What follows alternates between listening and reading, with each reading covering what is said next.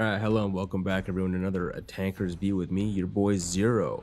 This one, I'm going to pander to the algorithm a little bit. I'm going to pump out a top 5 list. So, these are just going to be my opinion of my top sci-fi tanks. This isn't going to be like any other top sci-fi list. Having been an actual tanker, my opinion actually counts for something here. So, at least in my opinion anyway. So, let's hear more of my wonderful opinion, shall we? First things first. What makes a tank? Well, according to this wonderful definition that I spent 3 whole seconds looking for on Google, a tank, any heavily armed and armored combat vehicle that moves on 2 endless metal chains called tracks. Tanks are essentially weapons platforms that make the weapons mounted on them more effective by their cross-country mobility and the protection they afford for their crews. That seems pretty reasonable. So for this list, we're only going to have tracked units. No walkers, no missile or gun cars, no mobile gun carriers, no IFVs, and no self-propelled arty. Just because it's called a tank in canon doesn't make it a tank. Quite a few IPs commit this grievous sin by referring to any armored vehicle as a tank, or any tracked vehicle as a tank. And the only time I'm really willing to bend, or generally step outside of the accepted norm, is if the tank's primary role is still that of a normal tank. Like, even if it say like it hovers or has a secondary role or has more than 2 main tracks. So if its primary role is still that of a tank, but it steps just outside based on some minor cosmetic issues or some minor semantics, we'll roll with it. So let's get into that list, shall we? In the number 5 spot, and probably the least deserving on this list, but seeing as it only barely beat out the M808B main battle tank from Halo, and that's the crucio pattern siege tank from StarCraft 2, Wings of Liberty. Despite being a dual-purpose unit, its primary function is still that of an assault tank to seize ground ahead of the infantry. And sure, it deploys to an artillery piece, but as a tank it's still fast, powerful, maneuverable, and very well protected. Utilizing 2 90mm plasma cannons, it provides the shock and punch required to devastate any armored foe to its front.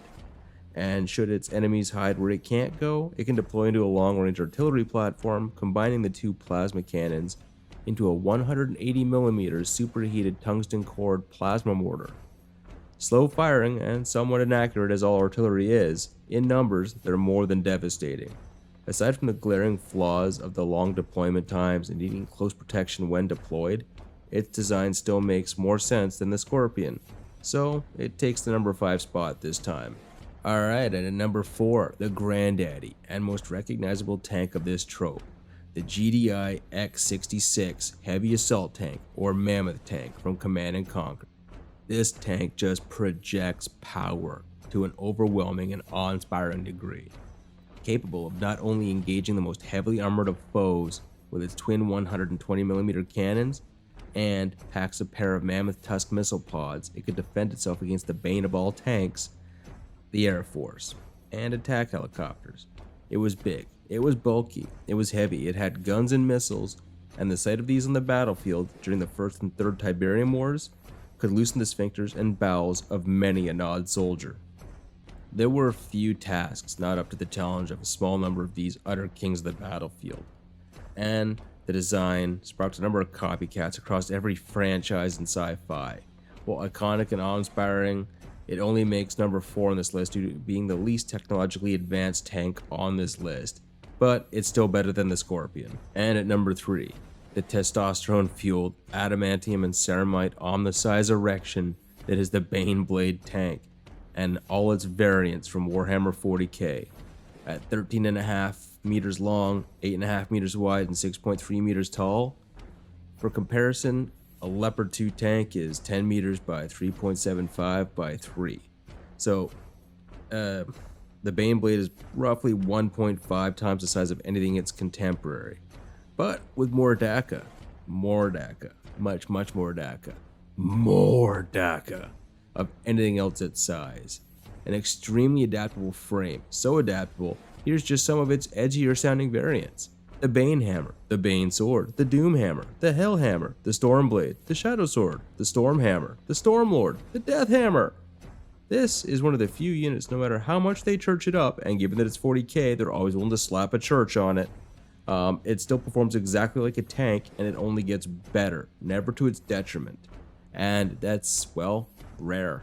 And in the number 2 slot, we've got the GDI Mammoth Armored Reclamation Vehicle, or MARV for short.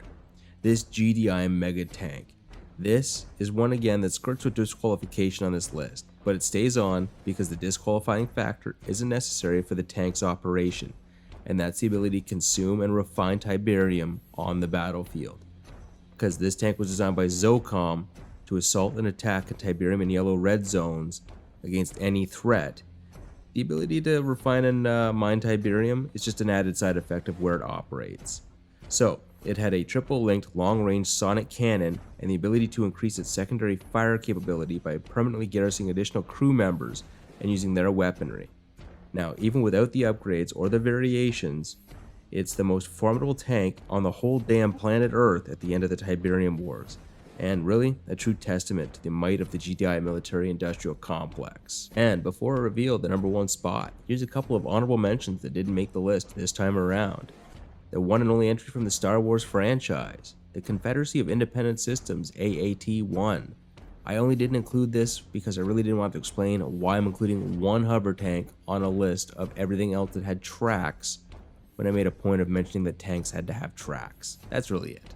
Other than that, it's actually a really effective main battle tank.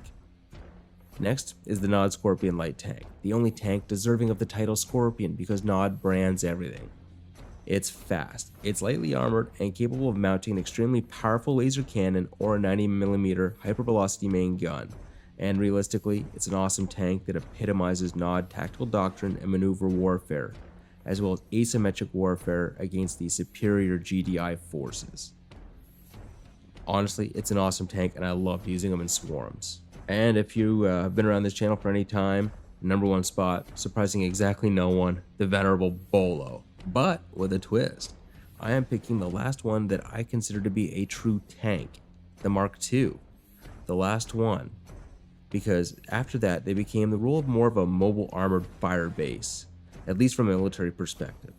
Everything prior to that was really a main battle tank, and had the ability to do just a little bit more. So I'm picking this one as my absolute favorite because, well, I love bolos, and that's really what I founded this channel on.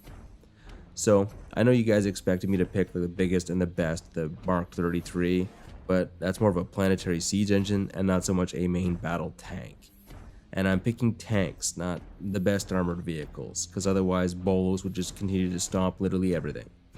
Anyway guys, that's just my list and it's my opinion.